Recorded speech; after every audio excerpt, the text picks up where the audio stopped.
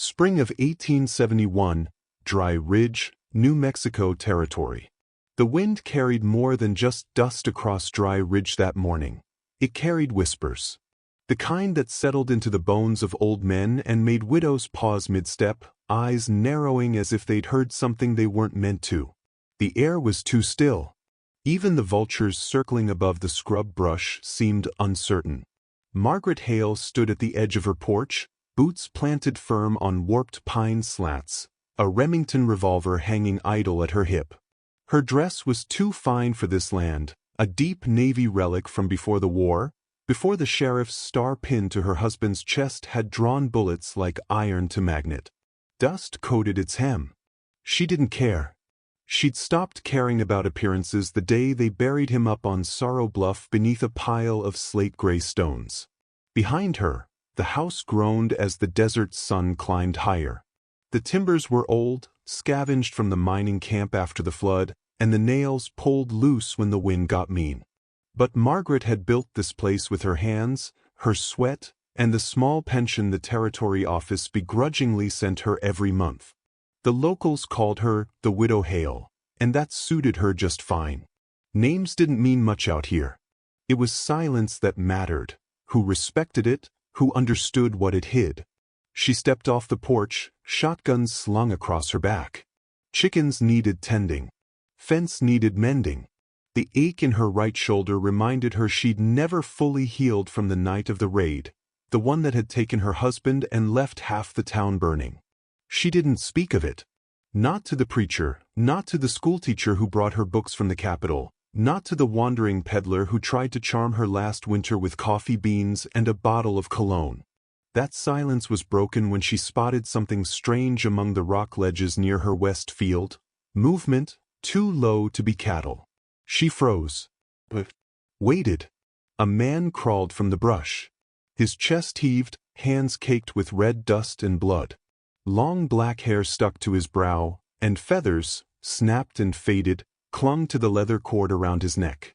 Apache, no doubt. The war paint was gone, but the face markings remained, old scars carved with purpose. She should have raised her gun. Screamed. Instead, she walked toward him. He tried to lift himself, but his limbs betrayed him. A smear of blood trailed behind him in the dirt. Margaret knelt, pressing 2 fingers to his throat. Still alive, barely. Shot likely, but not fresh. Infection was setting in. Their eyes met. Dark, unblinking, his held no fear, no plea. Just quiet endurance. The kind she recognized. The kind that said, "I've seen worse, but I'm not ready to die today." She dragged him back to the shed. It took an hour and all the strength she had left in her good arm. Once inside, she cleared space between the hay bales, boiled water, and opened the old cedar box beneath the floorboards where she kept what was left of her husband's medical supplies. She didn't ask him who he was or what he'd done. Didn't care. That night, while the moon cast silver light across the cracked plains and coyotes howled from the hills, Margaret sat in the doorway of the shed, her rifle resting across her lap. Inside he slept, shallow, fevered. She didn't sleep at all. The town of Dry Ridge had long forgotten mercy. Ever since the railroad pushed east and the mining companies packed up and left, folks clung to suspicion the way a dying man clings to breath. If they found him here, found an Apache on her land, they wouldn't ask questions. They'd hang him from the cottonwood tree outside the church, the same one they'd used for horse thieves and drunks too mouthy for their own good. But Margaret remembered another night. Years ago. Back when a younger version of herself had been caught in a flash flood near the Old Pass Road, her wagon overturned, horse lost to the current. It was a stranger who had pulled her free, dark hair, wordless eyes. He'd left before she could thank him, vanished into the canyon like smoke. She hadn't seen him since. Until now. She didn't know if this was the same man. But something in the way he didn't beg, the way he endured without demand, stirred that old memory like dust rising from a long-abandoned trail. Over the next 3 days, she fed him broth, tended his wound, and kept him out of sight. He never said a word. Only nodded when she brought water, only watched as she changed the bandage. On the fourth morning, she found him sitting up, legs folded beneath him like a coiled cat. He looked thinner than a ghost but more alert than ever. When she entered, he touched the ground in front of him and then touched his chest. A gesture of thanks. Still no words. She nodded back. They didn't need to speak. By the sixth day, he stood on his own, leaning on the post of the shed. She found him watching the horizon, wind pulling at his worn coat. She offered him bread. He took it with a nod. That night, after she finished the chores, she found a pile of stones at the foot of her porch, carefully placed, 4 across and 3 high. Not random. Apache custom. A sign of protection or warning. But it wasn't a threat. The next morning he was gone. No footprints.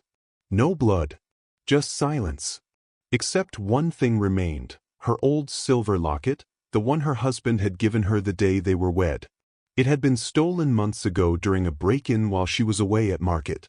Now there it lay, polished, gleaming, placed on the porch rail beneath the rising sun. And Margaret Hale, widow of Dry Ridge, stared at it without blinking. Because inside that locket was a tiny daguerreotype of her, smiling in her wedding dress, holding a daisy. And behind it, tucked where only someone curious would find, was a pressed feather. Not hers. Apache. Tracks in the ash. A week passed, and the heat rolled in like judgment. Dry Ridge grew meaner in the summer. Wind kicked grit through broken windows, and tempers frayed like rope left in the rain. At the general store, people whispered about livestock going missing and a burned wagon spotted near the western ravine. They blamed Apache raiders, though no one had seen a soul. Margaret Hale kept her mouth shut. She always had. Each morning she woke before dawn, checked the chicken coop, then walked the edge of her land. She didn't know what she was looking for. Tracks? Feathers? A shadow against the ridge? Part of her hoped the man had ridden far and fast, out of reach of Dry Ridge's hate. But another part, the quieter part, hoped he hadn't gone too far. She didn't speak that hope aloud. That Sunday, after church, Reverend Barlow made his rounds. He was a gaunt man with too little hair and too much opinion. He wiped sweat from his brow with a handkerchief that looked older than scripture and stepped up onto her porch with a practiced kindness that Margaret didn't trust. "You haven't been around town much, Margaret," he said, tugging at his collar. "Folks are starting to worry." "No need to worry about me," she replied, keeping the door between them half closed. He squinted past her shoulder, eyes drifting toward the shed. "Heard there was smoke on your land few nights back." "Winter stores needed boiling," she said flatly. He nodded, unconvinced. "Lot of talk about Apaches moving through these hills again. Thought maybe you might have seen something." She held his gaze, hard as flint. "I see what I need to see." Barlow sighed, gave her that pitying half-smile she hated. "This land's dangerous for a woman alone. It's more dangerous for men who underestimate one." That ended the conversation.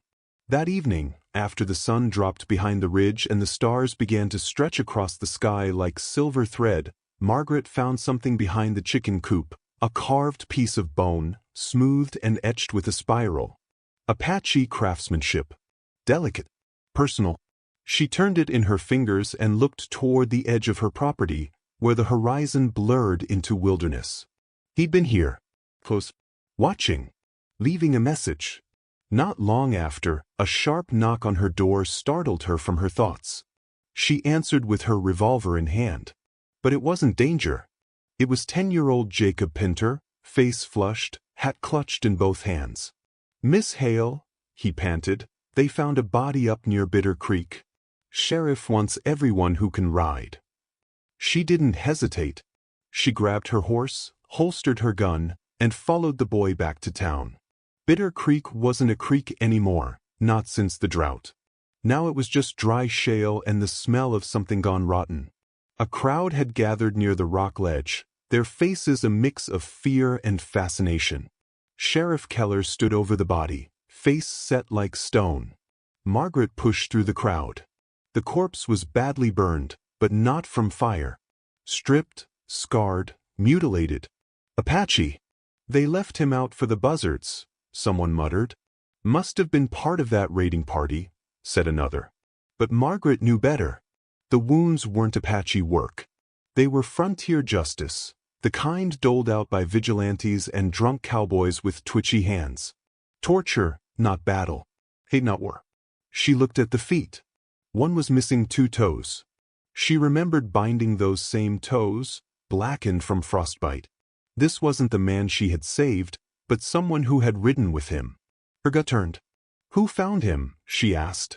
Old man Cass. Said the dogs were howling something fierce. Margaret stared at the sky. No vultures. No scavengers. The body had been here a while, at least 2 days. They were sending a message. That night, she didn't sleep. Instead, she cleaned her guns. The next morning, she rode south, toward the old trails, the places where the earth grew red and the trees twisted like arthritic fingers. No one followed. They wouldn't dare go that far into what they called wild land. She rode until the sun kissed the peaks and the shadows grew long. Then she stopped by the dry wash and waited. She didn't have to wait long. He appeared at dusk, silent as a ghost, stepping out from behind a boulder like he'd been carved from it. His face had changed. Less sick, more guarded. A thin scar now lined his jaw. His eyes flicked to her hands, then to the ridge, then back. I saw him, she said softly. He nodded once. Not surprised. You were close. He didn't answer. Instead, he crouched, picked up a handful of dust, and let it fall through his fingers. Grief, wordless and bitter. Then, for the first time, he spoke. He was my brother. His voice was hoarse, deep, weathered by silence. I'm sorry, she said. He nodded again. Then he said, they hunt us like dogs. She looked out toward the horizon. They're afraid of ghosts they created. He studied her face for a long moment, then pulled something from the satchel at his side. A small strip of cloth, faded blue with a scalloped edge. The torn hem of her dress. I left the locket, he said. But this is yours. She took it from him, thumb brushing the edge. Why? He shrugged. You stitched me back into the world. Margaret felt something tighten in her chest. Not fear. Not regret. Something older. Warmer. Dangerous. You can't stay here, she said. They'll find you. The Reverend's stirring folks. Looking for blood. I know. You have a place? He nodded. South. Past the canyon. Old ground. She looked at the carved bone in her pocket. Then go. Before they start asking more questions. He turned to leave. Then paused. You ride well, he said over his shoulder. She smiled faintly. I shoot better. And just like that, he was gone again, a shadow swallowed by dusk. But this time, Margaret didn't feel alone. She felt watched, protected. And deep in her chest, something stirred that hadn't moved since her husband's last breath. Not guilt, not grief, but fire. The burned bridge. The next week, the air in Dry Ridge grew tighter. The townsfolk moved with narrowed eyes and whispered behind cupped hands. Margaret felt it in the way shoulders turned as she passed, how old women clutched their baskets a little tighter, and how the sheriff didn't tip his hat like he used to. The Reverend's sermon had turned. No more talk of patience or grace. It was fire and vengeance now, smiting enemies, purging evil from their midst. Words like traitor and unclean floated beneath the surface, pointed like barbs aimed at no one and everyone. Margaret sat alone in the back pew, her bonnet low over her face, hands folded, lips tight. Her eyes, however, never left the crowd.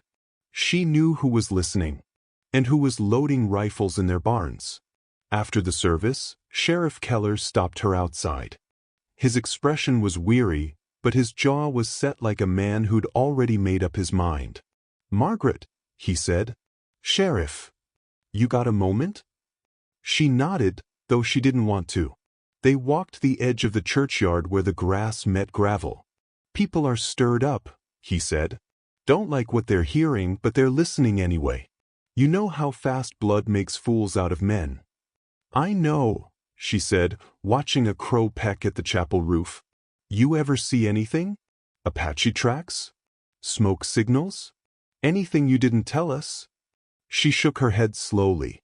No signs on my land. The pause. He didn't believe her, but he didn't want to fight.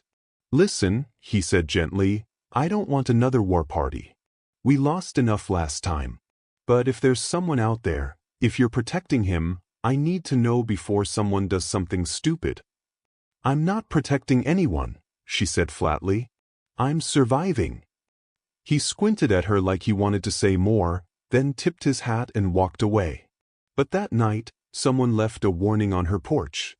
A rabbit, skinned and hung from the rafters, blood dripping onto the boards like red punctuation. She didn't scream. She took it down, tossed it into the fire, and poured herself a drink. Then she began packing.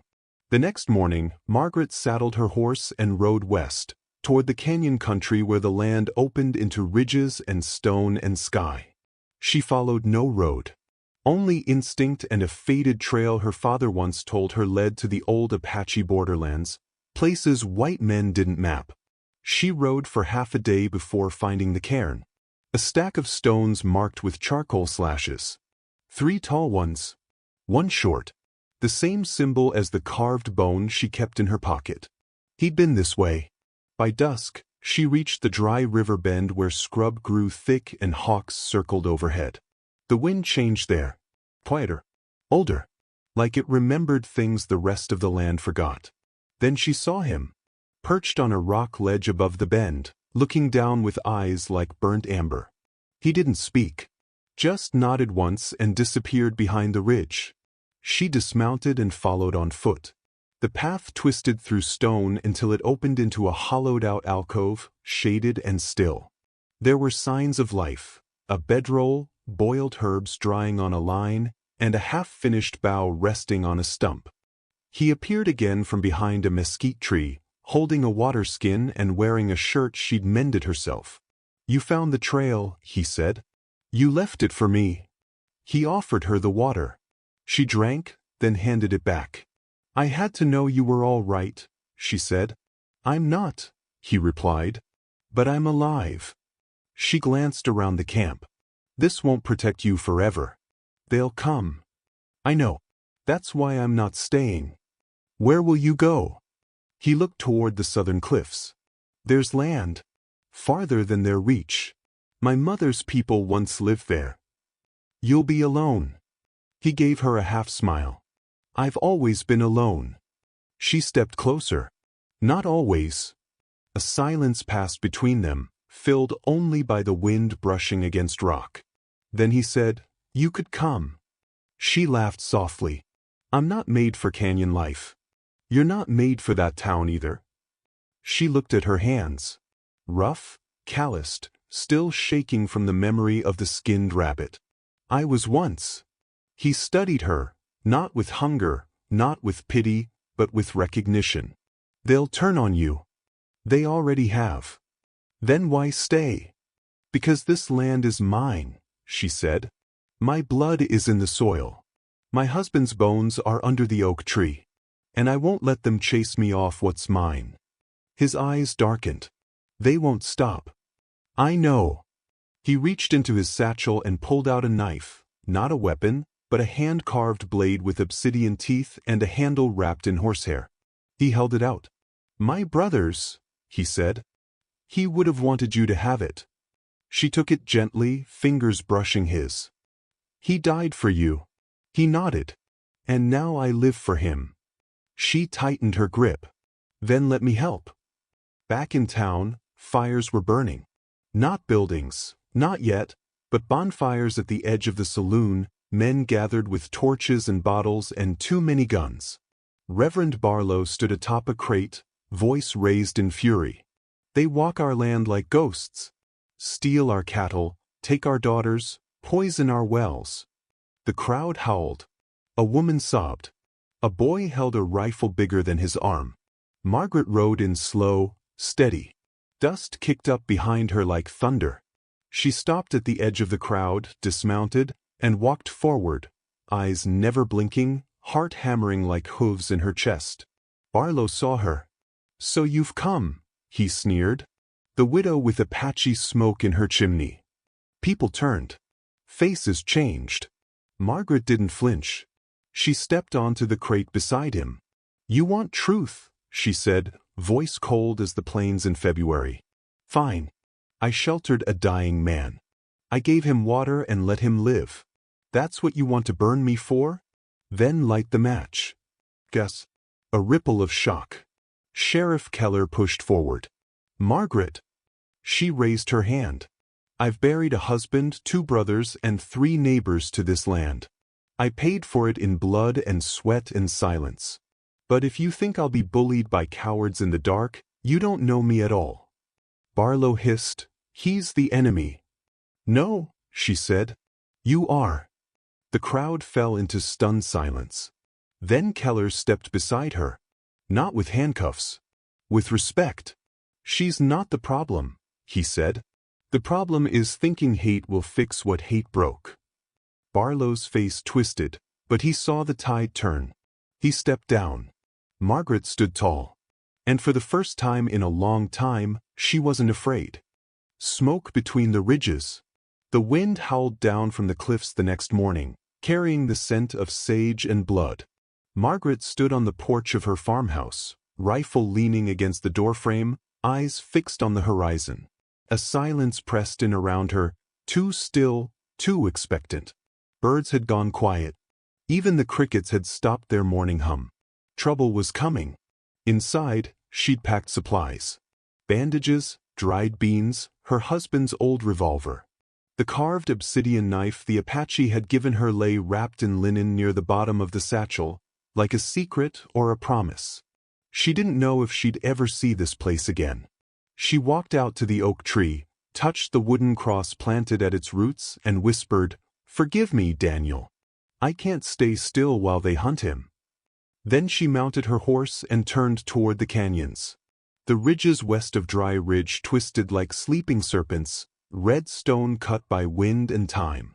Margaret followed the trail the Apache had shown her, climbing higher, deeper into land untouched by white settlers.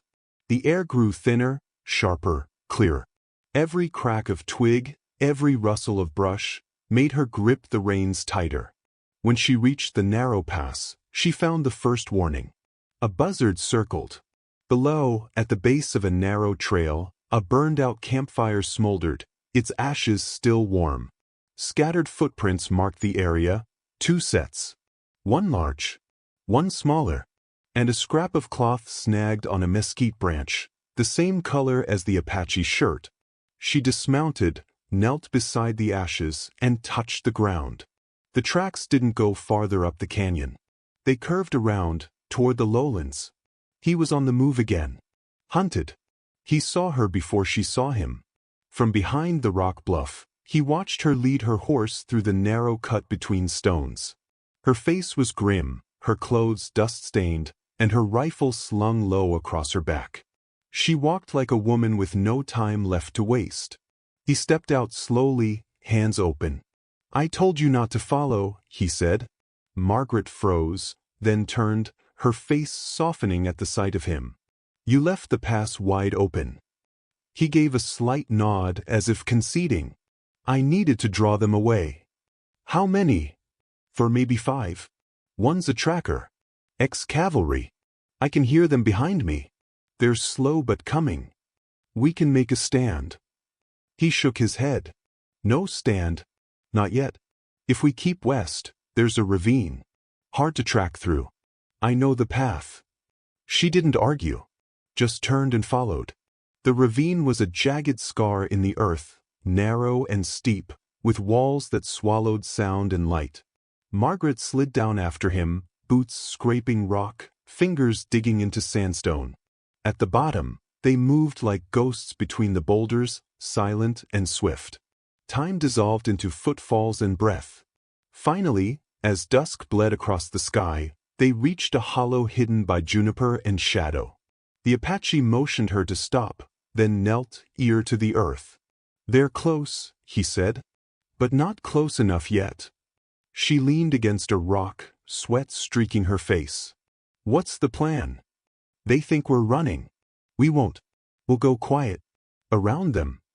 Margaret pulled the revolver from her satchel. You'll need this. He shook his head. Steel makes noise. I'll use the knife. Her voice dropped. That's your brother's blade. I gave it back. You kept it safe, he said simply. Then he slipped into the shadows like smoke on the wind. Night fell hard. Margaret waited, crouched beside the ravine wall, the world shrinking to sound and stillness. A coyote howled in the distance. The twig cracked, too sharp, too close. Voices. Swear I saw 2 sets of tracks, Clyde. Can't be far. Goddamn engines like a ghost, but the woman's green. She gripped her revolver tighter.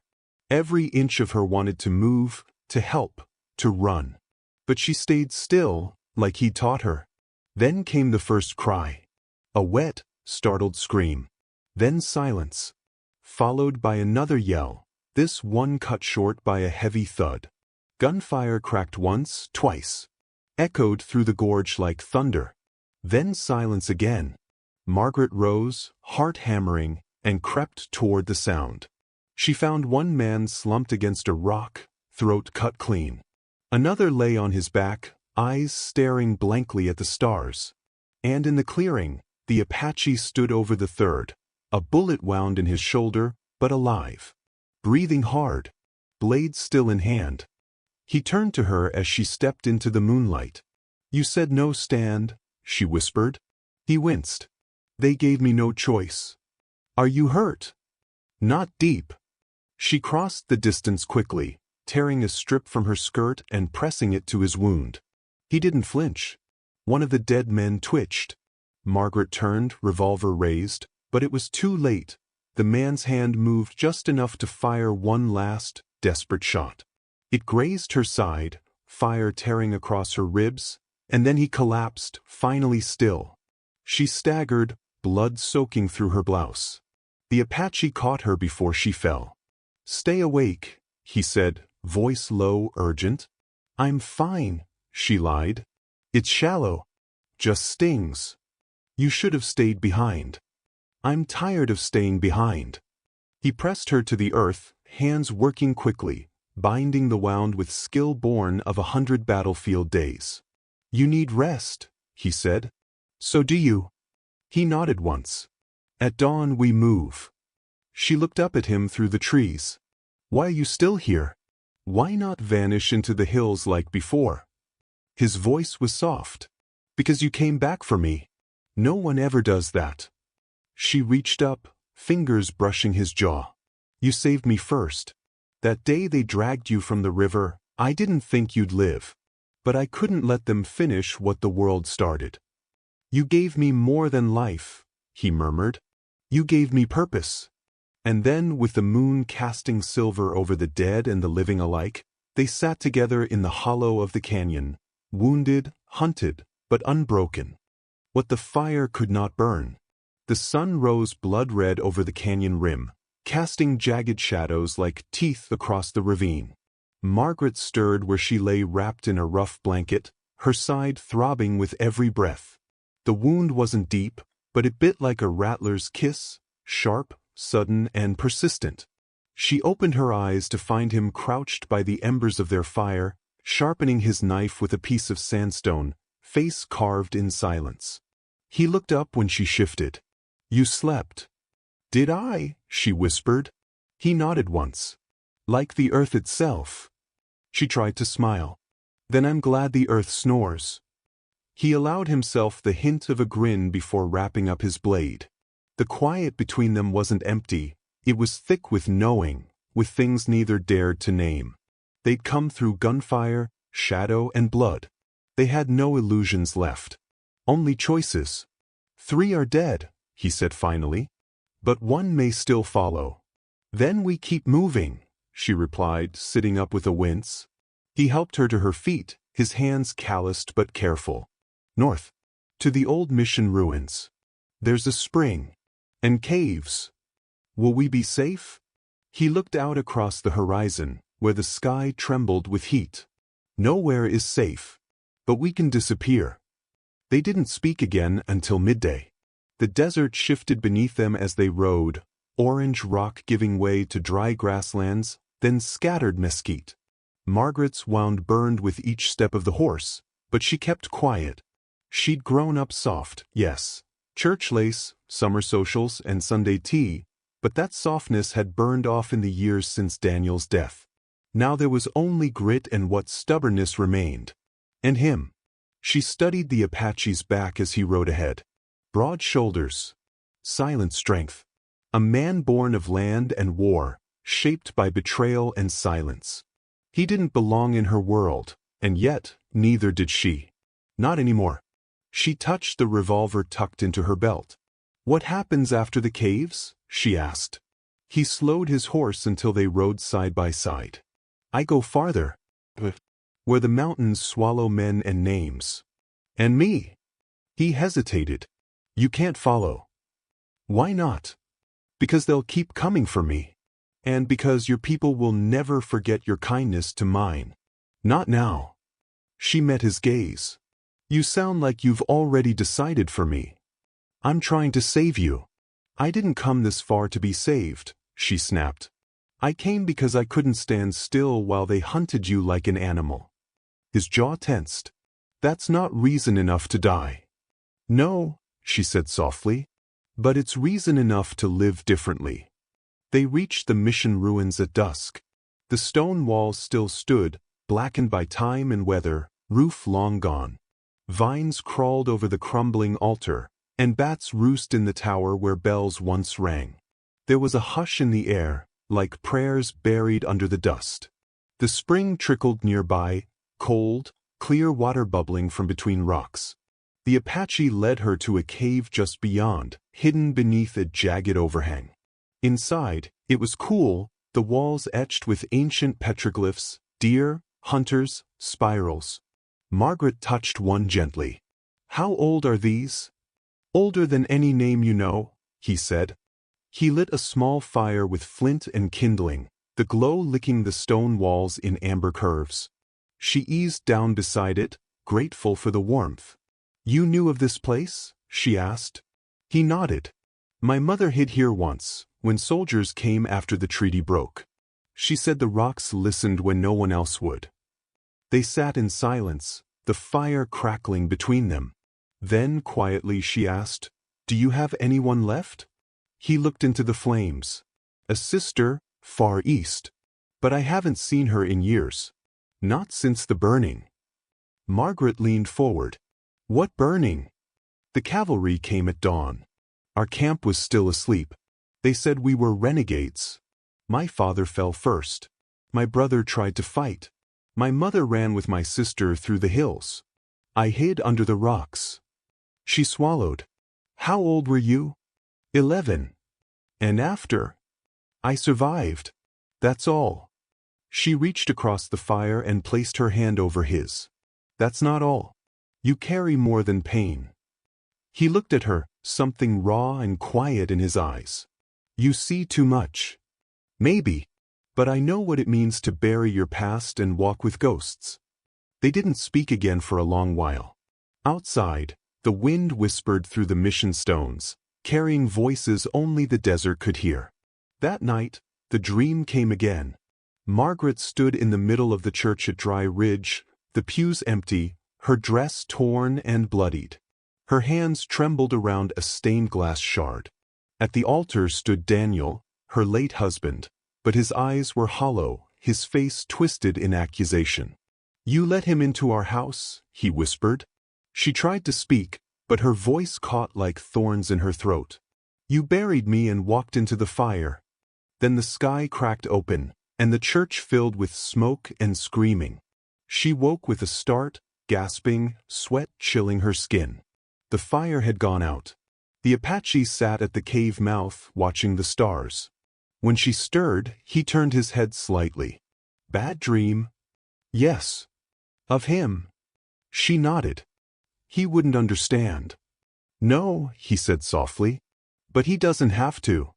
She sat beside him, the wind brushing her face, the stars sharp and endless above. I thought I'd live and die in that town, play the widow forever. But when they dragged you from that river, bleeding and silent, something in me snapped. I saw more than a wounded man. I saw a chance to live a truth I never dared speak. He didn't look at her. And now I'm not afraid of the fire. He turned, met her eyes. There's still one more rider. The tracker. He won't stop. Then we don't either.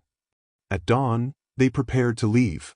She gathered her satchel, tucked the revolver tight against her ribs, and turned to him. You ready? He gave her a quiet nod. We ride hard. If we're lucky, he's not far behind. As they mounted, a figure appeared on the ridge, silhouetted against the rising sun. One man, rifle across his back, a wide-brimmed hat pulled low. The tracker. The Apache's jaw clenched. He found us. Margaret raised her gun. Then let's finish this. He put a hand on her wrist. No. He wants me. You ride the other way. I'm not leaving. He's cavalry trained. He'll use you against me. Then don't give him the chance. Their eyes locked, 1,000 words between them, none spoken. Then he nodded once, sharp and final. Circle wide, he said. Hide in the cliffs. If I don't return by sunset. She cut him off. Don't speak like that. We end this together. He didn't argue. Then they split. Dust kicked up as they rode into the final reckoning. The ones who ride away. The desert held its breath. High above the arid valley, Margaret crouched behind a wall of rock, watching the lone rider approach. Her breath was steady now, cold against the metal of the revolver clutched in both hands. Below her, the Apache stood alone in the clearing near the spring, waiting. The tracker rode slow, deliberate. A tall man with a face like worn granite, rifle slung across his shoulder, spurs silent. He stopped just short of the spring, dismounted, and tilted his head. Didn't expect you to run this far, he said, his voice rough with dust and arrogance. I didn't run, the Apache replied. I led. The tracker chuckled. You've got nerve. But I've been tracking men like you since the war. You always think the rocks'll save you. They usually do. I don't need the others. Just you. The Apache's jaw clenched.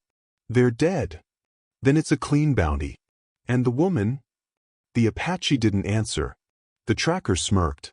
You know, I figured a squaw or an outlaw gal. But a preacher's widow? You're bolder than I gave you credit for. In her perch above, Margaret felt her grip tighten. Her heart pounded like thunder in her chest, but her eyes were steady, locked on the space between the tracker's shoulder blades. She's gone, the Apache said. You'll never find her. That's so. The tracker began to unhook his rifle. You always this noble before dying? Only when it's earned. The tracker raised the gun, but Margaret was faster. One shot. It echoed through the canyon like a scream. The tracker jerked, spun, and crumpled into the dust. The Apache turned, eyes scanning the ridge until he saw her standing above, revolver still smoking, breath shallow, but her spine unbent. She descended slowly, boots crunching over rock and sage. I thought I told you, he began. You didn't tell me anything, she said, voice hoarse. We do this together, remember? He gave a small nod, something unreadable in his gaze. You never miss? Only when I hesitate. They stood over the tracker's body. Margaret knelt and turned him over. The bullet had hit just above the collarbone, clean, fatal. She looked at the rifle beside him. Custom iron. Cavalry issue. The Apache picked it up, studied the markings, then cast it aside. He was the last. I'm sure of it. Then it's over? He didn't answer right away. The silence stretched between them like a rope drawn tight. No, he said at last. Nothing's ever over. But the worst of it is behind us. They buried the tracker beneath a pile of stones near the spring. Margaret insisted. Even wolves deserve a grave, she said. As they packed their things, she looked back toward the canyon. What happens now? You still have a life to return to, he replied, not quite meeting her eyes. Do I? He hesitated. Dry Ridge won't welcome you. I know. You'll be a pariah. A scandal. I've been both before. He gave her a long, searching look. Then ride with me. Not forever, just until the road ends. Or until you decide it isn't worth it. She smiled, slow and tired. It's already worth it. They mounted up and rode west, leaving behind the mission ruins, the shallow grave, the blood in the dirt. The land opened before them like a book unwritten, ridges of red stone, plains scattered with mesquite and memory. They made camp near the high pass 2 nights later. The stars overhead were brutal and brilliant. Margaret sat wrapped in her blanket, nursing coffee that tasted like smoke and grit. You never told me your name, she said suddenly. He blinked. I thought you knew. I only know what the bounty posters called you. I want to know what your mother called you. He stirred the fire. Taza. She whispered it once, letting it settle on her tongue. Taza. He nodded. And what do you call me? He didn't answer right away. The wind curled through the canyon like a ghost. Strength, he said finally. That's what I see. She didn't reply, but her eyes shone in the firelight. By the end of the week, the mountains loomed ahead, jagged and snow-kissed even in summer. The terrain turned cruel. Loose shale, tight passes, the kind of wilderness that swallowed men whole. They passed no one. Heard only wolves and distant thunder. At night, Taza grew quieter. The firelight flickered across the angles of his face, the shadows under his eyes. What is it? She asked. They'll never stop, Maggie. Not really. The men with badges, the men with papers. There's always another name on a list. Another tracker. Another war. Then we don't stop either, she said. We change names. We move faster. He stared into the dark. You deserve more than running. She touched his hand. I deserve truth. And this, whatever this is, feels truer than the last 10 years of my life. He didn't speak, but his fingers closed gently over hers. It was the second storm that changed everything. They were crossing a ridge when the clouds tore open. Rain pounded the rock. Lightning struck the hills behind them, igniting a dry pine grove in seconds. The fire moved fast, crackling with fury. We've got to move. Taza shouted, yanking her reins. Their horses bucked and twisted as thunder rolled overhead. The path ahead turned to mud. Rock slipped underhoof. A bolt of fire snapped behind them, close enough to sear the air. Margaret's horse reared, and she was thrown hard into the mud. Taza was beside her in seconds. He pulled her up, her leg twisted beneath her, useless. The fire was closing in, a wall of heat and death. No time, he said. You have to leave me, she gasped. No. You'll die. He lifted her, hoisting her over his shoulder like she weighed nothing. Then we die together. They stumbled through the smoke, wind roaring, ash burning their skin. Somewhere, something collapsed, a tree, maybe a rock face, and the world turned orange and black. Then, through the fire, he saw it, a crack in the ridge just wide enough for them to slip through. He dove forward, shielding her with his body, and tumbled into the hollow. The fire screamed past them, devouring the ridge. Then silence. Only the sound of rain. When Margaret woke, it was dawn. The storm had passed. The world smelled like cinders and wet stone. Her leg ached, but she was alive. Taza sat beside her, face streaked with soot, one arm wrapped in torn cloth. You stayed, she whispered. Of course. She reached up, cupping his face. Then so will I, wherever we go. He nodded. They sat in silence, watching the sun rise over the ashes. The land was blackened, but not broken. Green would come again. It always did. Years later, a trader passing through Navajo country spoke of a woman with storm-colored eyes and a man who rode beside her like a shadow. They never stayed long. Never gave their true names. But those who met them swore they carried no fear, only fire, and something deeper. Some said he was a ghost. Some said she was a fool. But the old women in the canyon towns would sometimes whisper by firelight. She chose him, and he stayed. And in the places where the desert meets the sky, their story lived, not in books, not in graves, but in the wind, where only the free still ride.